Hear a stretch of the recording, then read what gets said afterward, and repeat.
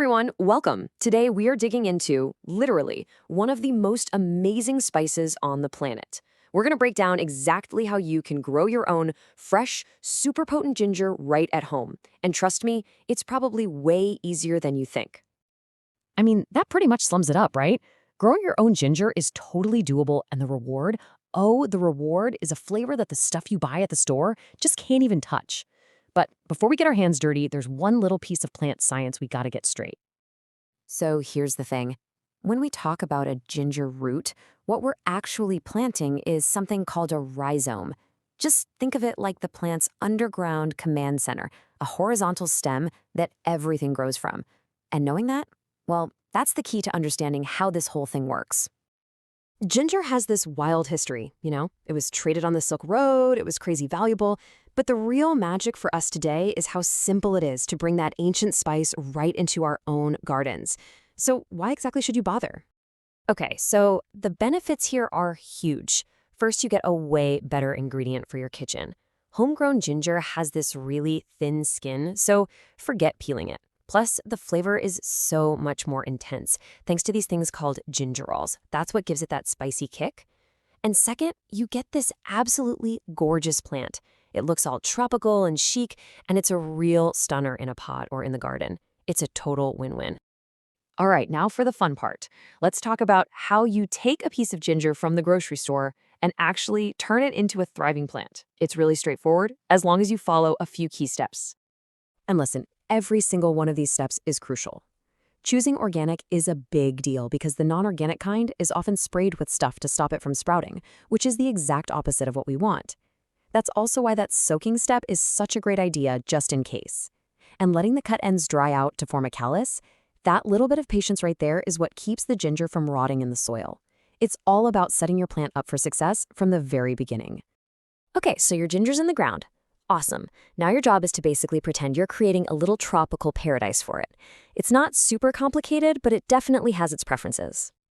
You can see here, it's all about balance.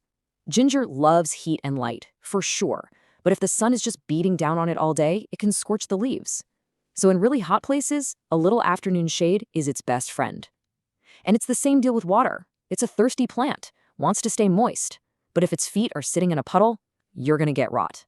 So the magic words are moist, not soggy. Now, ginger is what we call a heavy feeder. It's hungry. It needs rich, loose soil so those rhizomes have plenty of room to spread out. Adding compost is like a non-negotiable. And I absolutely love this tip about hilling. Just like you do with potatoes, you mound more soil or compost up around the base as it grows. What that does is encourage even more of that delicious rhizome to develop underground. So you planted it, you've watered it, you've fed it. After months of watching it grow, we finally get to the best part, the harvest. This is where all that patience pays off big time. And yeah, patience is definitely the key word here. For a fully mature, really pungent ginger rhizome, you're looking at a wait time of about 8 to 10 months. So this is definitely a long game plant, but believe me, the results are so worth it. So how do you know when that time has finally come? This has got to be the #1 question every single first-time ginger grower asks. You don't want to pull it too early, but you don't want to wait too long either.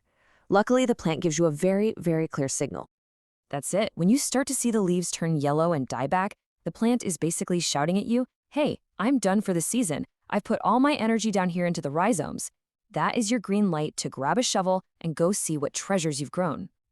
But hey, here's a little pro tip for you. You don't have to wait for the whole 8 months. You can actually harvest at different times for different things.